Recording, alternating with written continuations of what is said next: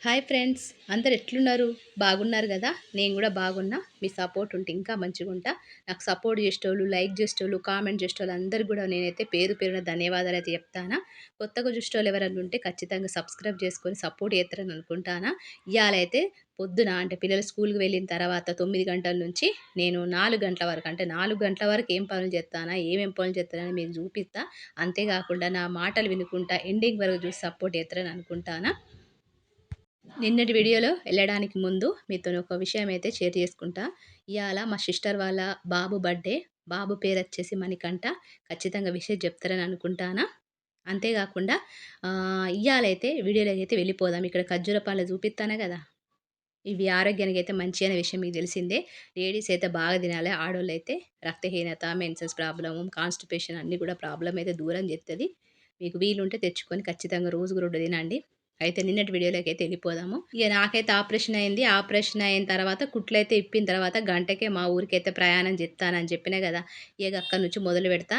అయితే ఇగ నిన్ననైతే ఇగ పిల్లలు, మా హస్బెండు, లగేజు అన్నీ రెడీ చేసుకొనైతే ఇగ బయలుదేరినాము. కుట్లిప్పిన ఒక గంటకే. ఇగ మా అత్తమ్మ గూడా పొమ్మని చెప్పింది గదా! ఇగ మాకు ఉండబుద్ధి గాలే. ఇగ మేమైతే ఇంట్లోంచి బయలుదేరినాం. బయలుదేరేటప్పుడు ఇగ ఇంటి పక్కోళ్ళు, ఇరుగు పొరుగోళ్ళు ఉంటారు గదా! చూషిర్రు. చూషి "అయ్యో! గిప్పుడే పోతారేంది" అని చెప్పి మా ఆయనని అడిగిర్రు. అడుగుడుతోనే "లేదత్తమ్మ కొంచెం పనున్నది మాకు ఆఫీస్‌లో పనుందని" చెప్పి మా ఆయనయితే ఇగ నేనేం అనలేదు. ఇగ మా ఆయన అట్లా చెప్పిండు. మేమైతే ఆటో ఎక్కి ఎళ్ళిపోయినాం. ఎళ్ళిపోయిన తర్వాత ఇగ మా అత్త దగ్గర సిచ్యువేషన్ ఏమైందంటే, మా అత్త ఇగ పక్కోళ్ళు ఎదురోళ్ళు ఉంటారు గదా! "అయ్యో! గిప్పుడే పోతాండేంది మీ బాబు మీ కొడుకును, మీ కోడలు" అని చెప్తే, "ఆళ్ళకు పనుందట అందుకే పోతా అంటార్రు" అనుడుతోనే, "గట్టెట్లా పంపిత్తవు నువ్వు పిల్లకు ఆపరేషన్ అయింది 5 రోజులు, కుట్లిప్పింది గంటే అయితాంది. గట్టెట్లా పంపించినవు? పిల్లని చూసుకోవా నువ్వు? మీ కోడలు నువ్వు చూసుకోవా?" అని చెప్పి ఇగ నలుగురు 4 రకాలు అంటారు గదా! ఇగ అట్లా అనేసరికి మా అత్తకైతే చేసిన తప్పేందా అని అలా ఆలోచించుకున్నట్టున్నది. రియలైజ్ అయితే అయింది. గదెప్పుడు తెలిసిందంటే, నేనెప్పుడు తెలిసింది చెప్తా. మీరైతే వీడియో చూడండి. అయితే ఇగ మేమైతే ఇగ మా ఆటో అయితే ఎక్కినాం. ఇగ రైల్వే స్టేషన్‌కైతే పోయినాం. ఇగ రైలయితే వచ్చింది. ట్రైనొచ్చింది. ఇగ ట్రైన్ అయితే ఎక్కినాం. కానీ ఎంత కష్టంగా నడిచినా అన్న విషయం నాకు తెలుసు. ఇగ అంతకన్నా కష్టమైన విషయం ఇంకోటున్నది. అయితే ఇగ ట్రైన్ అయితే ఎక్కినాం. బాగా పబ్లిక్ ఉండే. అప్పుడు దీపావళి సి టైం గదా! బాగా పబ్లిక్ ఉంటే ఇగ మా ఆయన గూడా కొంచెం ఆపరేషన్ అయింది. అబ్బాయి చిన్న బాబు ఉన్నాడని జెప్పి ఒక జాగాలో అయితే కూసోబెట్టిండు. కూసున్నా. ఇగ కూసున్నా 9 గంటల ప్రయాణం ట్రైన్‌ల. 9 గంటల జర్నీ. ఇగ ఎట్లుంటదో సిట్యుయేషన్ మీరు ఆలోచించుకోండి. నేనైతే బురకేసుకున్నా. ఇగ లోపల బట్టలు, బురక ఇగ అందుల గాలాడక బాబు కాళ్ళ మీద పండుకొని ఉంటాడు గాబట్టి మా ఆయనకు నిలబడే ప్లేసే మా చిన్న బాబుకు నా దగ్గర మా పెద్ద బాబు కొంచెం కొద్దిసేపు నిలబడుడు, కొద్దిసేపు ఎవరైనా కాళ్ళ మీద కూసోబెట్టుడు గట్లయితే జరిగింది. ఇగ 9 గంటలు కదలకుండా, మెదలకుండా మా చిన్న బాబును ఎత్తుకొని పాలిచ్చుకుంటా గట్ల 9 గంటలు కూసున్నా. ఇగ ఆ జాగాల మనకు మంట, దురద, చెమట అచ్చుంటది గదా! బాగా మండుడు. కానీ ఇగ నేనైతే భరించాలి తప్పదు గదా ఇగ. ఇగ ఏడవడం ఒక్కటి తక్కువ ట్రైన్‌లో కూసుంటే. ఇగ అట్లా అనిపిచ్చింది. ఇగ ఇంటికి పోయే టైంలో ఇగ ట్రైన్ అయితే దిగినాం. ట్రైన్ దిగిన తర్వాత ఇక్కడ చూత్తారు గదా! పల్లి చట్నీ అయితే చేసినా, పోపెత్తానా. అయితే ఇగ ట్రైన్ అయితే దిగినాం. ట్రైన్ వచ్చేసి 10వ ప్లాట్‌ఫార్మ్‌లో వచ్చింది. మేమెళ్ళేది ఫస్ట్ ప్లాట్‌ఫార్మ్‌కెళ్ళాలి. ఫస్ట్ ప్లాట్‌ఫార్మ్‌కి వెళ్ళాలంటే 10వ ప్లాట్‌ఫార్మ్‌లో లిఫ్ట్‌లు ఉండకపోయేది అప్పట్ల. నడుచుకుంటూనే పోవాలి. మెట్లెక్కుకుంటా నడుచుకుంటూ పోవాలి. ఇగ నా సిట్యుయేషన్ ఎవరికీ రావద్దు. ఎంత ఘోరమైన ఇబ్బందైన పరిస్థితులు ఉన్నానంటే నేను అసలు ఎవ్వరికి చెప్పుకోలేను. ఇటు గట్టిగా ఏడవలేను, గట్టిగా అరవలేను, గట్టిగా ఎవరి మీద కోప్పడేంత కూడా లేదు. ఎందుకంటే నాకు కుట్లు ఇప్పిన ప్లేస్‌లో మంట, నొప్పి. ఎందుకంటే 9 గంటలు అట్లా స్టిచ్ చేసి కూసున్నా గదా నేను. అక్కడంతా ఇట్లా పొట్టనంతా పట్టేసినట్టు అయిపోయి నాకసలు చెప్పరాకుండా అయిపోయింది. మెట్లెక్కిన మా బాబును, మా చిన్న బాబును, మా పెద్ద బాబును, లగేజ్‌నంతా గూడా మా ఆయనే పట్టుకొని పోయిండు. ఇగ మెల్లగా, మెల్లగా ఆక్కుంటా మెల్లగా, మెల్లగా బస్సయితే ఎక్కిన. ఇగ ఇంటికైతే పడ్డా. ఇంట్లో పడ్డ తర్వాత ఇగ ఇంటికి పోయిన తర్వాత ఎట్లున్నదో ఆ సిట్యుయేషన్ అని చూసుకునుడుతోనే ఇగ చెప్పరాదు. అక్కడంతా చిన్న చిన్నగా రక్తం బయటికచ్చి, కొంచెం అక్కడంతా చెమటచ్చి, ఎలర్జీలాగా, దురదలాగా రెడ్‌గా అయిపోయి ఘోరమైన సిట్యుయేషన్ ఉండే. మళ్ళా దానికోసం ఇగ మంచిగా క్లీన్ చేసుకొని, ఇగ అక్కడ పౌడర్, గీడర్ ఇత్తరు గదా! ఆరడానికి అవన్నీ ఏసుకొని కొన్ని రోజులు పట్టింది తగ్గడానికి. ఇగ ఇంటికొచ్చిన తర్వాత ఏమన్నా ఆనందంగా ఉన్నానా అంటే, ఇగ ఇక్కడైతే పనైతే ఆగదు గదా! ఎక్కడికి పోయినా పని చేసుడే మనము. చేసేటోళ్ళు ఎవ్వరు లేరు. సరే ఏమైనా పని మనిషినికి ఇచ్చి చేసుకుందామంటే అంత స్తోమత లేకుండే. ఇగ మా బాబునైతే పెద్ద బాబు స్కూలుకి పోయేటోడు గదా! స్కూలుకి పంపలే. ఇక పంపలే. ఒక 2 రోజులు పంపలే. ఎందుకంటే మళ్ళా తీసుకొచ్చుడు ఎవరుంటారని చెప్పి పంపలే. ఓ 2 రోజుల తర్వాత ఇక మా ఆయనతో చెప్పిన, "పోయేటప్పుడు నువ్వు దించు, వచ్చేటప్పుడు ఎవరినైనా మాట్లాడుకో నీ దోస్తుల్నంటే" సరే అని ఒక 10 రోజులు, వారం రోజులైతే మాట్లాడుకున్నారు. వాళ్ళు ఎవరైనా ఎన్ని రోజులు తీసుకపోతే తీసుకొత్తరు. వాళ్ళ పిల్లలు కాదు కదా! ఇక అట్లా ఒక వారం, 10 రోజులైతే తీసుకుపోయిర్రు. ఇక ఆ తర్వాత ఇక నేను మా చిన్న బాబునెత్తుకొని మా పెద్ద బాబు స్కూలు 2 కిలోమీటర్లు ఉండేది. నడుచుకుంటా పోయేదాన్ని. ఇక మా చిన్న బాబు 8 నెలలు ఉండే. ఇక ఎత్తుకొని ఇక మెల్లమెల్లగా నడుచుకుంటూ పోయేదాన్ని. అప్పుడప్పుడు ఎత్తుకుంటే నాకు బాగా కడుపులో నొప్పి లేసి నడిపించేదాన్ని. అంటే 8 నెలలోడు ఎంత నడుస్తాడు? చిన్న చిన్నగా నడుస్తాడు. అంటే మా బాబు గూడా 5 నెలలకే కూసున్నాడు. తొందరగా నడుచుడు కూడా మొదలుపెట్టిండు. తొందరగా నడిచేటోళ్ళు మా పిల్లలిద్దరు గూడా. మాటలు గూడా తొందరగా మాట్లాడేటోళ్ళు. అయితే రోడ్డు మీద నడిపించుకుంటా ఒక 2 అడుగులు ఎత్తాడో లేదో అప్పుడే ఆళ్ళీళ్ళు చూసి గత చిన్న బాబు నడిపిత్తన్నావా అనేటోళ్ళు. రోడ్డు మీద పోయేటోళ్ళు. నా బాధ ఏందనేది వాళ్ళకేం తెలుసు. ఎత్తుకునేదాన్ని. ఇక మా పెద్ద బాబు స్కూల్ గూడా సెకండ్ ఫ్లోర్ ఉండేది.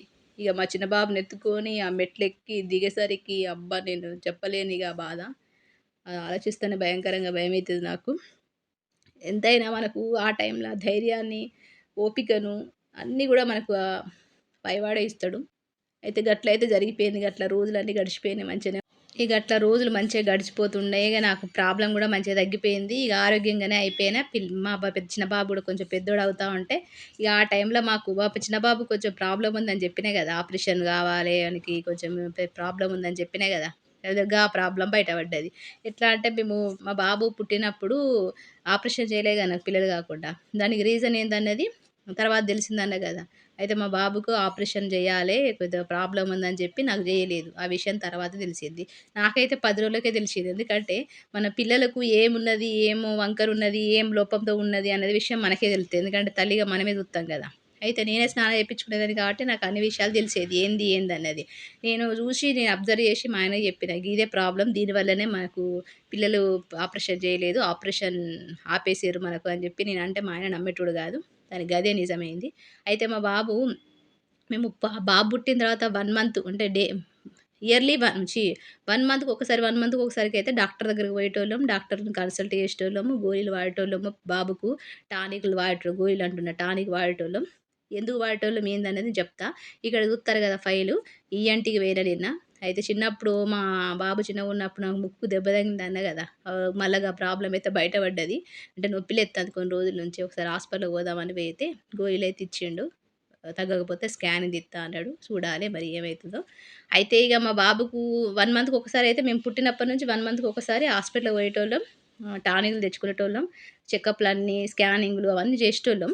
కానీ లాస్ట్ ఫైనల్‌గా డాక్టర్ ఏమన్నాడంటే 1 ఇయర్ దాటాలే. ఎందుకంటే అప్పుడు బాబు నడిసే వయసు ఉంటది కాబట్టి 1 ఇయర్ దాటాలే. ఇక రక్తం గూడా రావాలే బాబుకు.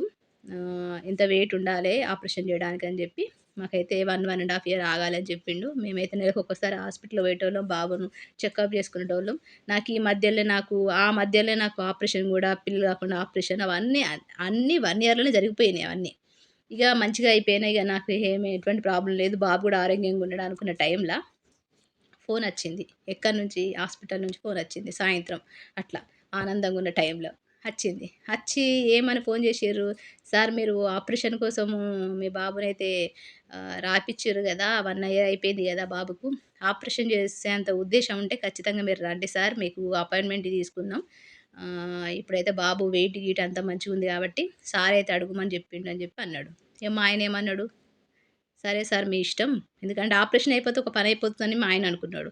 కానీ నాకు ఆపరేషన్ అయిపోయింది. నాకు పిల్లలు కాకుండా ఆపరేషన్ అప్పటికే 5, 6 నెలలు అయితుంది అంతే ఇగ.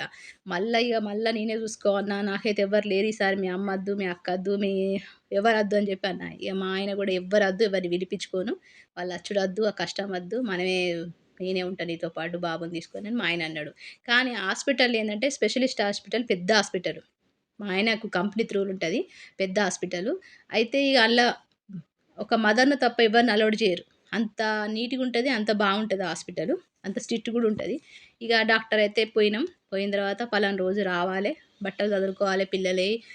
నువ్వొక్కదానివే రావాలే.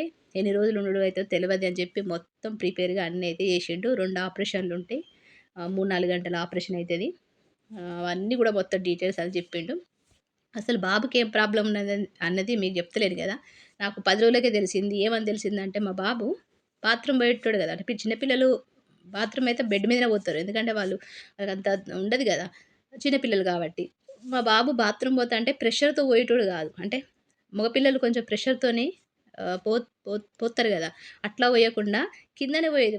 వాడు బాత్రూమ్ పోతాంటే కింద పోయేది. నేను అప్పుడు అబ్జర్వ్ చేసుకున్నా. ఈడిది కొంచెము స్కిన్ కూడా లేకుండా ఉండే మా హస్బెండ్ మా బాబుకు. వానికి స్కిన్ లేకుండా ఉండే బాత్రూమ్ ప్లేస్‌ల. స్కిన్ లేకుండా ప్లెయిన్‌గా వచ్చేసింది. అంటే మా దాంట్లో సున్నత్ అంటారు, కత్నా అంటారు. అది అది చేసొచ్చినట్టుగా పుట్టిండన్నట్టు. అంటే బాత్రూమ్ హోల్ గూడా కొంచెం చిన్నగుండే. నేనేమనుకున్నా ఇది ప్రాబ్లమ్ పెద్దగున్నది. 2 ఆపరేషన్‌లయితే అని నేను ఏ విధంగా ఎక్స్‌పెక్ట్ చేసినో గట్లనే అయింది. డాక్టర్ అన్నాడు, "బాబుది బాత్రూమ్ హోల్ చిన్నగున్నది. అది పెద్దగా చేయాలి ఒక ఆపరేషన్. రెండోది స్కిన్ అనేది లేదు. ఆ స్కిన్ లేదు. కింద ఉంది స్కిన్, మీద లేదు స్కిన్." కిందనేది స్కిన్ ఇచ్చిండు. మీద స్కిన్ లేదు. కాబట్టి కిందున్న స్కిన్‌ను మీద అటాచ్ జేసి చెయ్యాలి. అంటే 2 ఆపరేషన్‌లు జేయాలి గాబట్టి కొంచెం టైం పడతది అని జెప్పి మాకైతే జెప్పిండు. ఇగ నేననుకున్నా, అనుకున్నట్టుగానే పెద్ద ఆపరేషన్ 2 ఆపరేషన్‌లయితే జేసినాం. ఇగ ఆపరేషన్‌ల టైంలో ఎవ్వరు రాలేదు. ఇగ మా ఆయన, నేను, మా ఇద్దరు బాబులు పోయినాం. కానీ అక్కడ అలౌడ్ జేసేది ఒక తల్లిని మాత్రమే. అప్పటికి మా బాబు 1 ½ ఇయర్ అయింది. నడుత్తాండు మంచిగా. ఇగ ఆ గోస మాత్రం ఇంకెవ్వరికి చెప్పుకోవద్దు. ఇగ హాస్పిటల్‌కైతే పోయినాం. పెద్ద హాస్పిటలే. మంచిగా నీట్‌గుంటది. ఆ హాస్పిటల్‌కి పోయినాం. పోయిన తర్వాత మా బాబు చిన్న బాబు 1 ½ ఇయర్ అంటే ఎంతుంటదని చెప్పండి. ఇగ బాబుకైతే మత్తు ఇంజెక్షన్ ఇచ్చిర్రు. హాస్పిటల్‌కైతే తీసుకుపోయినాం. రూమ్‌లో తీసుకుపోయినా బాగా ఏడిసిన. ఇగ ఏ ఎవ్వ ఏ ఏ దేనికని ఏడవకుండాల చెప్పండి. ప్రతిదానికి ఏడుపే. కళ్ళ నుంచి నీళ్లు పోతనే ఉండేటియి. ఇప్పుడు నా బాధ ఇన్ని రోజులు నేను బాధపడ్డ నా నొప్పి నేను అనుభవించిన.